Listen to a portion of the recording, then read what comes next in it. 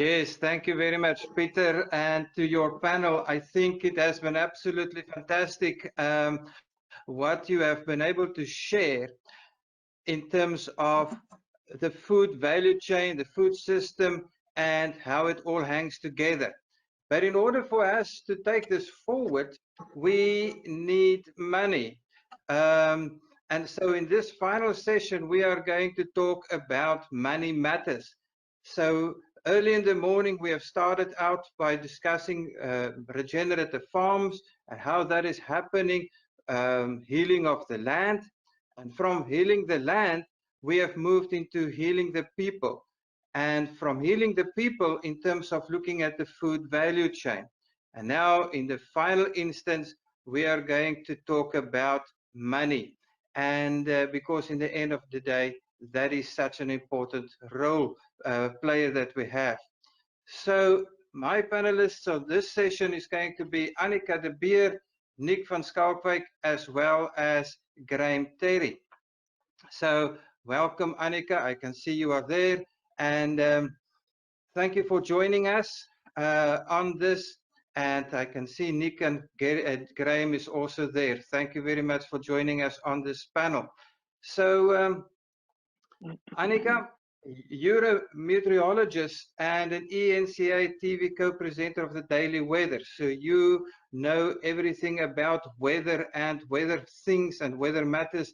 And so could you please provide us with one or two key pointers as to what climate change is and perhaps its relevance for us and our discussion today?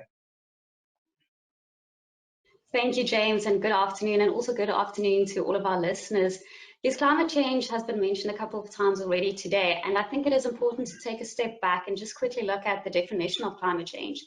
So climate change refers to a change in weather patterns, and in particular, an increase in the intensity and frequency of extreme weather events such as heat waves, droughts, floods, tropical cyclones, etc.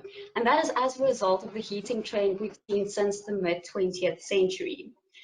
Now, you may ask the question, how did we get to this point? And you see, currently, the world we've created for ourselves requires an unquenchable amount of fossil fuels to be burned. And these fossil fuels release greenhouse gases into the atmosphere to such an extent that we are basically choking the air. Now, the problem with an increase in greenhouse gases in the atmosphere is that greenhouse gases absorb and reflect heat in all directions. As a result, it prohibits the heat from escaping back into the upper atmosphere and eventually back into space. So as a result, it is becoming warmer. So effectively what we've done is we have created a greenhouse for ourselves, and therefore the term the greenhouse effect. But ironically about this, a greenhouse is usually constructed in such a way that it provides optimal growing conditions for the plants inside of it. Yet the global climate greenhouse we've created around the planet is not ideal or pro-life in any way. Now, with that, it's quite a mouthful, Annika, and I must say it scares me a little bit if I listen to all of those things. But does that then mean that we have got no antidote, that we are that there's nothing for us to do, and that we are completely incapacitated in terms of this threat that is and the risk that it carries, that is going for climate change that is going forward? No, James, absolutely not. On the contrary, now is exactly the time to take a stand. And I often find that when I talk to people, the idea of climate change and global warming feels so overwhelmingly big that they almost feel there's nothing to be done about it. And that's exactly the wrong attitude to have about all of this, because you see a lot of small changes will eventually add up to a big solution. And that is what we need. This is a global problem and it requires global combat, which means you and I, in whichever capacity we can.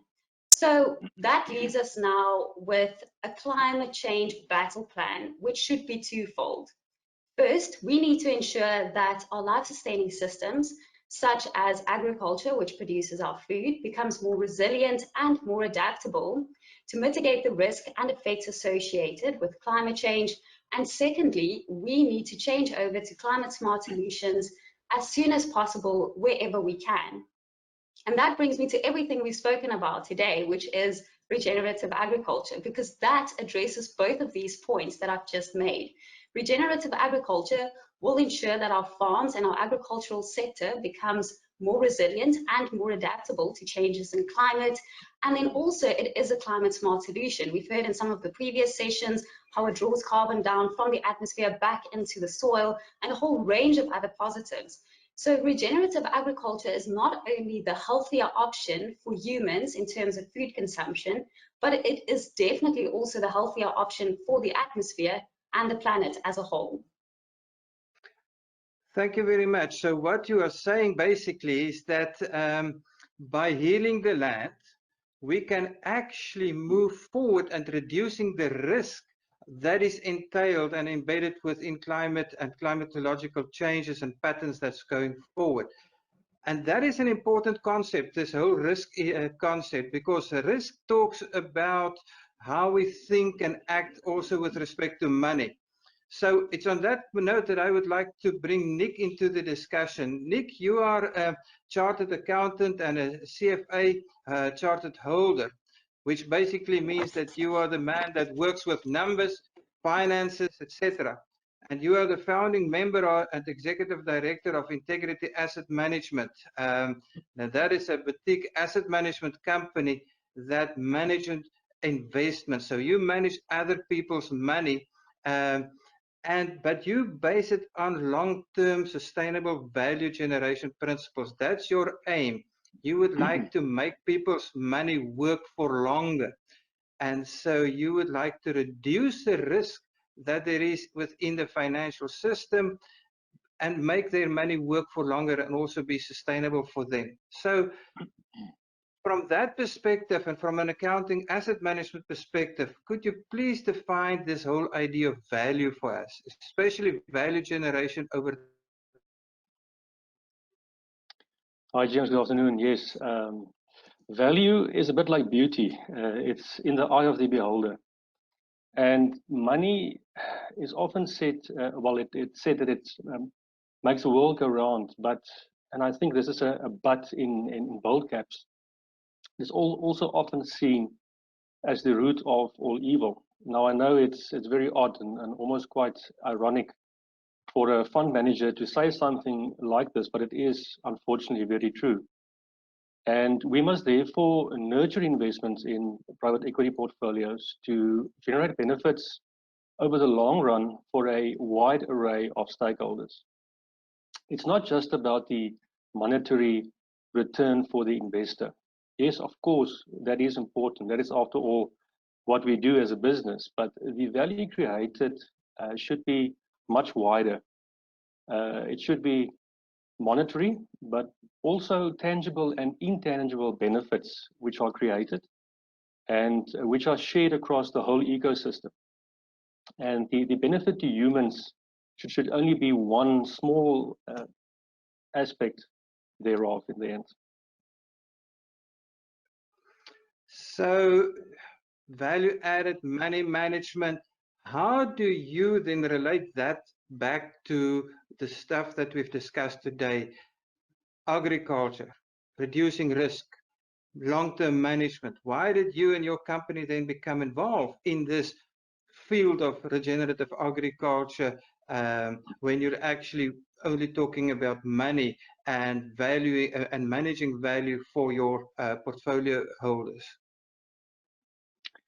Yeah, James, it's actually quite funny. It was almost by coincidence. Not that I believe in coincidences. I believe everything in life happens for a specific reason. But a common acquaintance introduced us to a group of experts on regenerative agriculture who at the time were looking for an investment management partner. And after meeting with this group and listening to their presentation and grasping the incredible benefits that you can see from this land management system, I could only sit back and at that stage exclaim, this is enormous. So realizing the immense opportunity to create broad-based value in all its facets immediately pulled us into the fold. We have not looked back since, and we are very excited about what the future holds for investing in projects that will drive transformation in South Africa to regenerative agriculture. So are there practical ways that any company or then any man in the street, any Tabu Dik Hana can get involved in this system that you've just explained in order to connect the dots between the world of finance and the world of asset management that you're talking about, and then regenerative agriculture, healing the land, healing the people? How do you see the connection between these different elements within the system? James, you've asked in the beginning, is there a solution? And yes, there is. Integrity Asset Management, the firm that I represent, and our collaborators have developed a financial solution which advances and funds regenerative agriculture, specifically the transformation of a farm from conventional agriculture to regenerative agriculture. And this solution uses a legal term called an easement. And this is a term that is based on the principles of the sharing of various types of benefits. It's a well-established legal mechanism in the field of the conservation of biodiversity, but it can equally well be applied to agriculture, which we are doing. What is more, and this is critical, is that it doesn't require any form of title deed or land ownership. It can be applied to all forms of land ownership or land possession. We are thus land ownership agnostic. I think in our country, where you have various types of land ownership, communal, freehold, leasehold, government owned, that is very important. So any and all investors can invest via this financial solution into projects which are managed under the restorative ethos of, firstly, regenerative agriculture, but then also within a framework of financial governance, world-class practices. Thank you, Nick, for that. And I'm going to turn to Professor Graham Terry. Now, Professor, you're a professor of practice at the Department of Accountancy at the University of Johannesburg. You will just explain to us briefly as well what it means, the professor of practice. But you've worked with SAICA, and SAICA is the South African Institute of Chartered Accountants, which is the professional body to which all chartered accountants belong. And if they belong to SAICA, they can use the CASA designation, which Nick has, which Nick carries. So Nick must belong to SAICA. And over the years, you've been the professor of many professors. You have trained many, many people and have become the professor of professors. So over the past 3 years, you have worked a lot in this specific field, among others with Professor Mervyn King, both locally and internationally. Could you just share a little bit in terms of what you've done within this specific space? Because I think for many of our listeners, this is a foreign new world that you are engaged in. But what we would like to do is to bring it together from your world to the world of regenerative agriculture to connect the dots. But if you could just share a few words in terms of your world and what you're doing and what you've been doing together with Judge Mervyn King.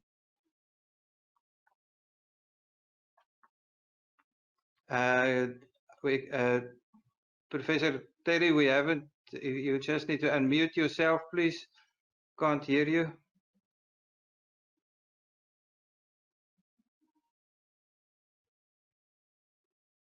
Not yet. I can't hear you yet. Not yet. I cannot hear you. It's still quiet, so I still can't hear you. I can see you, Graham, but I can't hear you.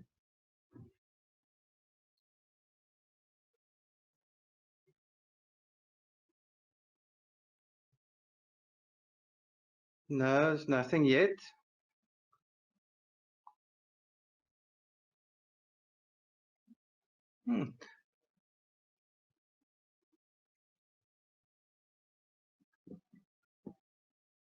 Is there we're working on it from our side as well, from the technical side, to see whether we can hear him. Graham? No, I cannot hear you yet. But let's see whether we can just hang on in there and wait for to see if we can solve this problem and get Professor Terry on online. It is still quiet on our side. James, if I can maybe just step in, there seems to be trouble with his computer. Maybe you can offer another question to some of the other panelists. Alternatively, there is an option to take some questions from the participants as well. Yes, no, we can't hear him. Thank you for that. Let me turn to, in the meantime, back to Nick and say, how do you then consider the development around an asset, and how can we think around an asset from an accounting perspective? And is there a way that we can think of an investment in the regenerative space as an investment in an asset? And how do we handle that? Because in the end of the day, the farmer has to make this investment to change over from conventional practices to new regenerative practices. Is there any way that he or she can be accommodated in this transition? Now you are muted at the moment, Nick. Sorry, there we go. Am I back? Apologies. Yes, I can hear you, Nick. I hate technology. As I was saying, yes, there is a solution. The solution I spoke about earlier is an investment mechanism that actually does what you're speaking about. So to fund that conversion from conventional farming to or agricultural practices to regenerative agricultural practices, it does take a change in your farming practice. You might have to change some of your implements on the farm, your tools, and there is sometimes also, because you take away some of the artificial ingredients, almost I want to say all the fertilizer, not all of it, but some of it, and the pesticides and everything else, that is almost artificially maintain the ability of the soil to grow the crop. And because of that, sometimes you see, not always, but sometimes you see a bit of a dip in your production, and that has to be covered. You know, the farmer these days, you know, it's thin margins, especially if you're farming with regards to conventional practices. So you just can't afford that transition for a year or 3 or 5. And this is exactly what this solution that we've created does, is to fund that period, that you then change your land management practices. It's the other point I think that you touched on, James, is an asset. Now, often in the past, doing what we're saying here would have been seen as an expense, uitgawe, something that is spent and gone.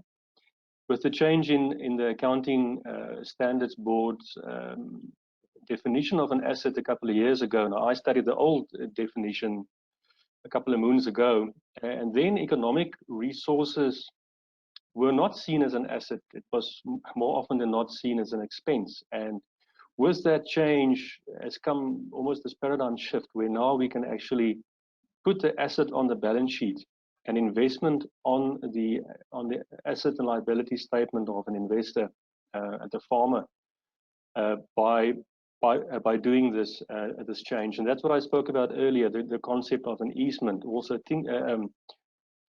bringing that together to ensure that the process of conversion is done all the way through. You know, so the easement gives us, as the operating entity, the investment management entity, the ability to farm, and we bring in various other experts, because we can't farm necessarily. I am from a farming family background, but I wouldn't call myself a farmer. So we bring in many experts to assist with that. But the easement concept then gives us that positive right to influence the farm management activities or the techniques over the period that we hold the investment in that specific farming operation. I think what you are saying there, apologies. No, that's fine. Thanks, Nick. I think what you say is that what is happening is that the definition of what is an asset has been broadening, because in the past we have considered manufactured or products that people have made as an asset. We've seen money as an asset. We have seen fixed infrastructure as an asset. We have seen human capabilities or human capital as an asset. But the environment, broadly speaking, has been seen as either not changing or not producing any risk, or external to our world. Sort of in the economic sense, it's always treated with the concept ceteris paribus. It will not change. But now, recently, with this definition changes, what it is meaning is that what we consider to be an asset is now much broader, inclusive of investments in natural capital or then regenerative agriculture. That brings me back to my last question to Annika, and I would like to, Annika, there's one dimension of your work that we have not touched on at the initial introduction, and that is that lately you have also started to embark on the ESG space. And I would like to ask, in terms of the ESG space, can you just define it briefly for us, what it means, and how you think companies, investors, etc., can work through the ESG space, reducing risk on the one hand, but on the other hand, also expand the capital base in this broader, more encompassing definition that we've just discussed. Thank you, James. Yes, ESG refers to environmental, social, and governance. And that is something that really excites me. It's a sort of buzzword that we are hearing more and more nowadays. And what that is all about is we can see across the world, people are starting to put their money where their values are. And finally, we're seeing that people are investing also in sustainability and in practices that's good, not only from an economical sense, but also in terms of social, like your local community that you will be working in. And also people are doing business in a sense that is honorable and that has integrity. So it's very important for us to bring ESG principles into our daily lives and our daily businesses. And what I can tell you, especially from an international point of view, is that more and more people are looking towards financing and also investments that are not only an economical thing, but also something that will do good. And that excites me, because there can also be an economical value in something that we do, but more importantly, we can do it while also looking after the environment and by also looking after the people and the country. And that's why regenerative agriculture is, again, such a good example of a way in which you can bring ESG practices into something that can also be a fantastic investment. I don't know if that answers your question, James. Yes, thank you very much. I think what you're saying, and trying to wrap this up, I know that behind the scenes we're trying to get Professor Terry back.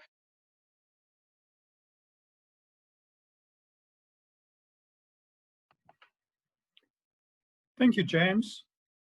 I worked at SAICA for just on 30 years.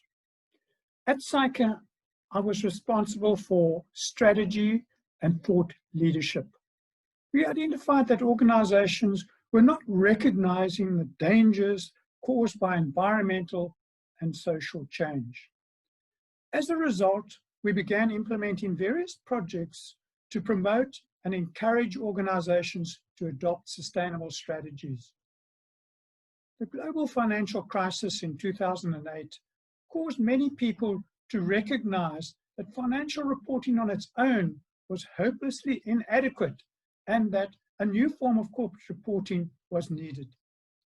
In 2009, King 3 was released. It called on companies to publish annual integrated reports as a more useful form of corporate reporting. But no one knew exactly what integrated reporting was. Thus began a journey to develop a new framework for corporate reporting, both in South Africa and globally. The problem with annual financial statements is that they only tell us about the past. People want to know about the future. Integrated reports provide readers with information that enables them to make better assessments of value creation in the future.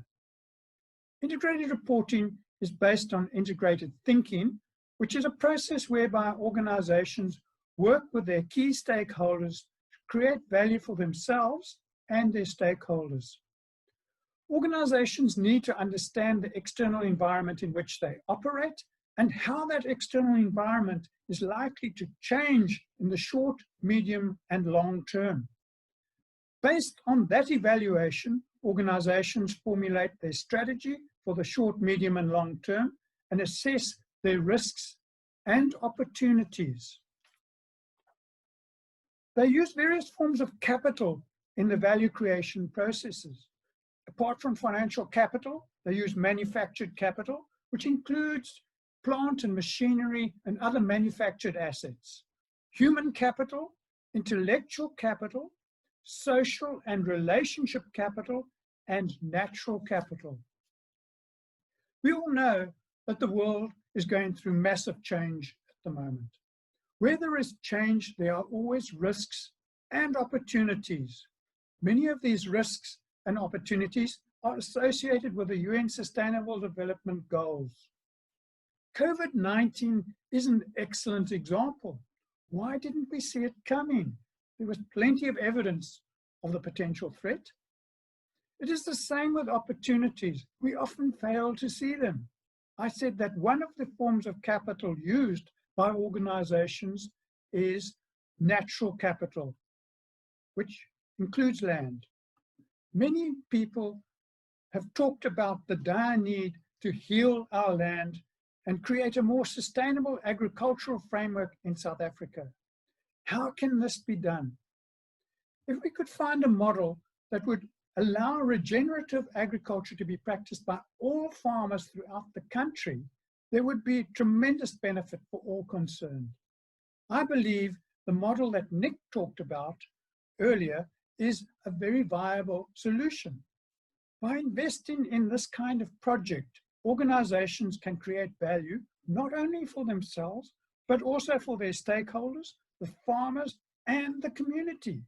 By investing in projects that encourage regenerative agriculture, organizations will assist farmers to improve farming methods because they would then be able to afford the necessary tools, seed, and appropriate fertilizers. At the same time, they would generate a return for themselves and heal the soil. Healing the soil is a form of carbon sequestration, contributing to emissions reduction.